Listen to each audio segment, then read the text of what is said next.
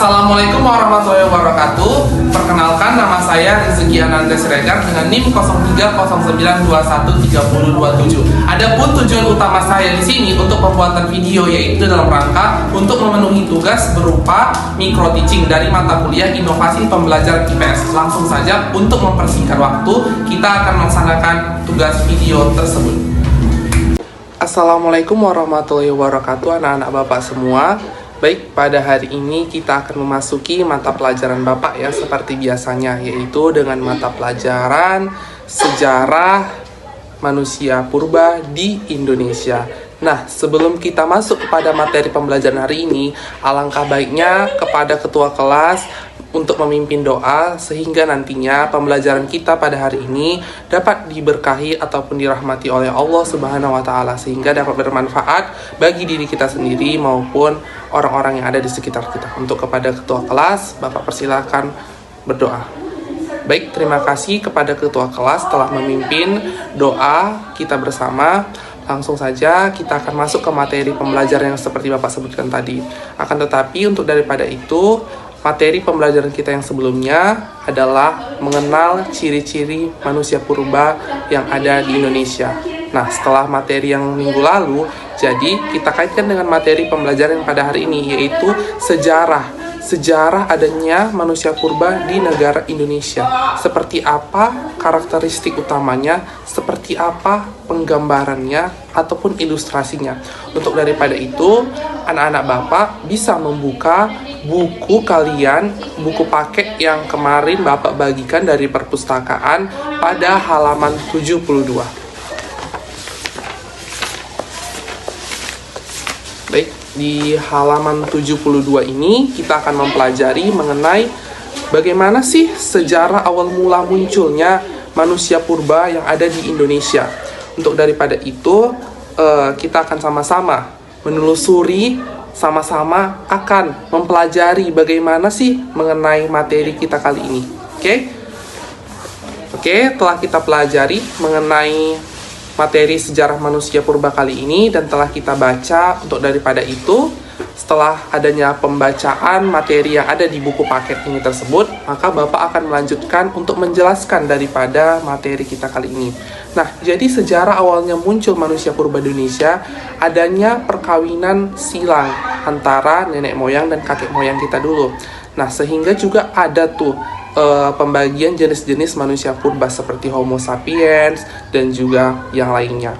Nah, mereka ini sendiri memiliki karakteristik ciri-ciri utama yang berbeda-beda sehingga masing-masing daripada mereka tersebut bisa dapat dibedakan mana sih yang jenis manusia purba ini, mana sih jenis manusia purba ini, dan mana sih jenis manusia purba yang seperti ini.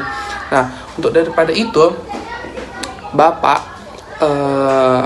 akan memberikan kalian nantinya tugas ya setelah Bapak menjelaskan ini. Jadi Bapak harap anak-anak Bapak semua bisa mendengarkan secara seksama apa saja yang Bapak sampaikan.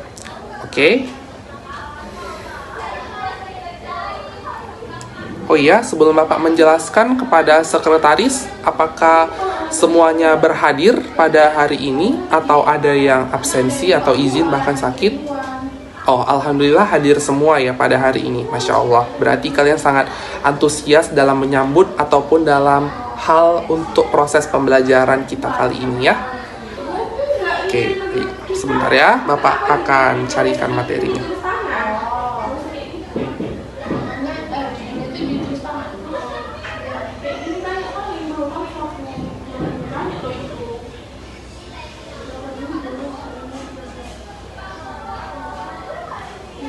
Oke, di sini ada suatu penjelasan utama nih yang akan Bapak sampaikan. Nah, dari mana asal-usul manusia purba di Indonesia? Nah, tadi kan Bapak sudah sampaikan, ini Bapak ulang sekali lagi ya.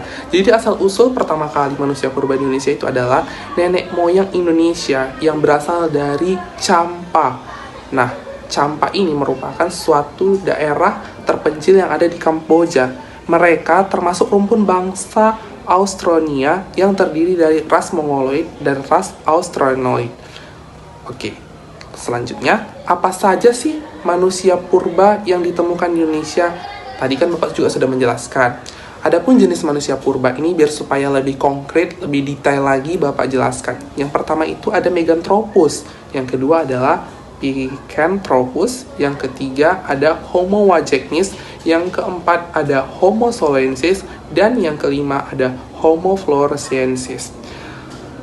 Apa sih manusia purba itu dalam sejarah? Jadi, manusia purba Indonesia dan dunia merupakan suatu kehidupan zaman prasejarah, yaitu zaman sebelum adanya ditemukan tulisan. Dalam arti kata berarti di sini manusia purba belum mengenal bahasa, tulisan, angka, ataupun huruf-huruf abjad. Mereka masih berpikir ataupun menggunakan bahasa mereka yang ciptakan sendiri gitu. Kita aja nggak ngerti gitu bahasa mereka, ya hanya mereka lah berarti yang memahami bahasa mereka kan. Kemudian untuk manusia purba di Indonesia itu apa yang dimaksud dengan manusia purba di Indonesia? Seringkali kerap muncul pertanyaan-pertanyaan seperti ini kan. Kemudian nanti Bapak juga akan meletakkan nih pertanyaan ini di soal ujian tengah semester. Untuk daripada itu mohon dicermati, mohon didengarkan secara seksama. Bapak ulangi ya. Apa yang dimaksud manusia purba di Indonesia? Nah, jadi manusia purba merupakan sebutan yang sangat umum dikenal dan biasanya diasosiasikan dengan manusia yang hidup jauh di masa silam. Secara umum, manusia purba mengacu pada manusia yang hidup di masa lampau dan sisanya kita temukan mem fosil. Oke.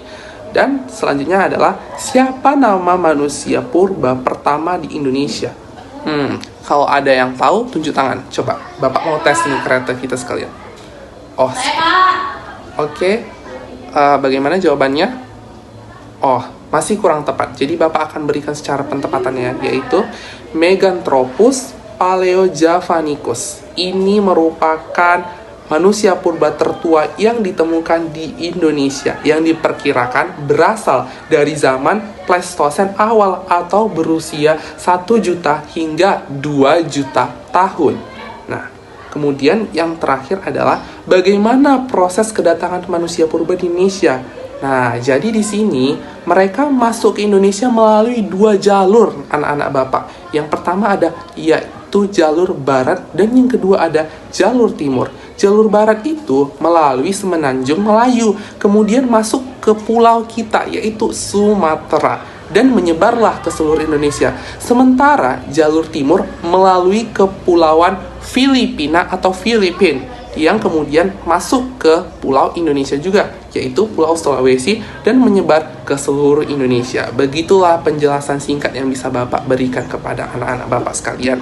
Untuk daripada itu, mungkin di waktu kita ini Bapak nggak bisa secara detail menyampaikan nih apa-apa saja proses pembelajaran. Maka dari itu Bapak akan menuntut kalian harus rajin-rajin membaca di rumah, harus rajin-rajin membuka bukunya, agar nantinya kita bisa memperkaya ilmu. Karena kan ada tuh pepatah, dengan membaca buku berarti kita bisa membuka jendela dunia. Harus disemangati lagi dong tingkat literasinya, literaturnya. Jangan hanya buka gadget untuk scroll sosial media, TikTok, Instagram, Facebook, dan lain-lainnya. Harus dibuka juga tuh kalau main HP, Google, sumber-sumber website tentang pendidikan, Google Scholar, atau semacam lainnya. Agar nantinya kita ini sebagai bangsa Indonesia dapat unggul, dapat bisa mengetahui daripada sejarah manusia purba di Indonesia. Nanti kalau ada orang luar negeri yang mempertanyakan, bagaimana kita mau menjawab sementara kita nggak tahu? Malu dong kita tentunya sebagai warga Indonesia. Makanya daripada itu, kalian harus bisa rajin membaca. Oke? Untuk daripada selanjutnya, Bapak akan memberikan kalian tugas, yaitu tugasnya akan dikumpul minggu depan. Dan minggu depannya lagi kita akan melaksanakan ujian tengah semester. Nah, untuk daripada tugasnya yaitu dimana kalau kalian akan Bapak beri studi tour. Studi turnya kalian akan pergi ke Museum HM Joni, museum sejarah yang ada di Jalan HM Joni. Di situ tuh banyak replika-replika dari hasil manusia prasejarah maupun manusia sejarah. Kalian akan lihat di sana, cermati, teliti, kemudian kalian tuliskan dalam bentuk laporan di double folio. Minggu depan tugas tersebut akan dikumpulkan di meja Bapak. Sebelum Bapak masuk, tugas tersebut sudah harus ada di meja Bapak. Jangan sampai tidak ada yang mengumpul. Jika tidak ada yang mengumpul, berarti nilainya akan minus. Dia akan mendapatkan nilai poin 50 saja, tidak nilai sepenuhnya, yaitu nilai poin 100. Nah, untuk daripada itu, sekiranya apakah ada lagi yang perlu dipertanyakan mengenai materi kita kali ini? Siapa tahu ada yang kurang paham, atau misalnya ada yang masih bingung nih, ragu gitu kan. Ya udah, silakan aja dipertanyakan. Bapak tunggu sampai 10 detik kira-kira. Jika memang ada, kalian boleh angkat tangan kalian ya.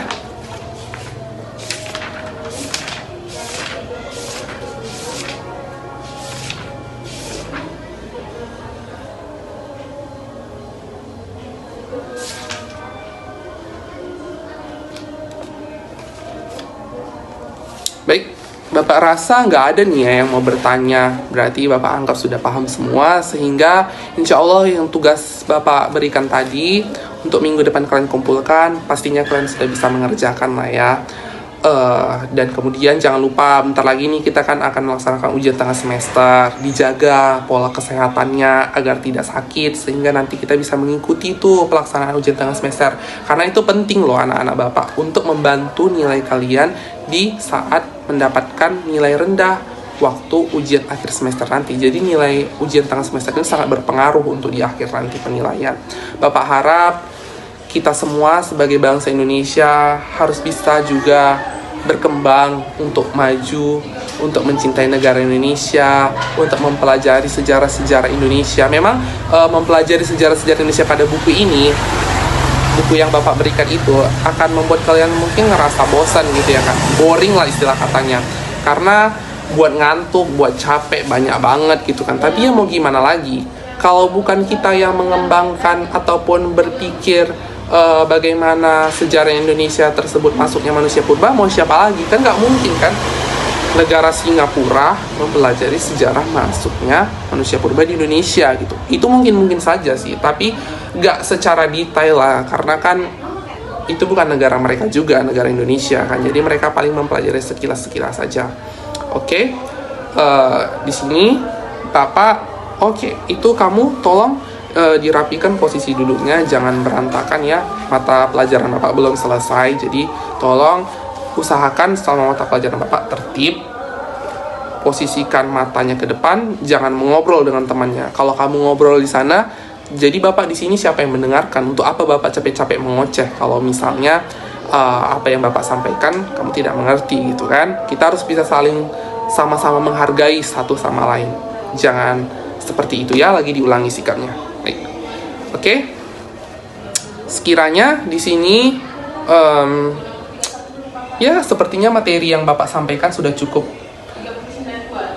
jelas walaupun terlihat singkat. Maka Bapak itu tadi ada mengarahkan kalian untuk mempelajari di rumah, membaca-baca buku ataupun sumber-sumber internet yang mengenai sejarah gitu ya. Oke. Untuk daripada itu, terima kasih Bapak ucapkan atas waktunya hari ini, yang sudah aktif berpartisipasi, yang sudah coba untuk memahami, yang sudah mendengarkan secara baik dan bagus. Bapak ucapkan terima kasih banyak atas waktu dan juga kesempatan kita berkumpul pada hari ini. Tolong ketua kelas pimpin doanya agar kita menutup mata pelajaran pada hari ini. Baik, berdoa selesai. Untuk daripada itu, Bapak sudahi pembelajaran kita kali ini. Sampai jumpa di minggu depan. Jangan lupa tugasnya diselesaikan. Jaga pola kesehatannya, karena sebentar lagi kita akan melaksanakan ujian tengah semester. Oke? Bapak mohon maaf apabila ada salah kata maupun salah sikap yang tidak terluput daripada kesalahan-kesalahan yang disengaja. Wabillahi wa taufiq hidayah. Wassalamualaikum warahmatullahi wabarakatuh.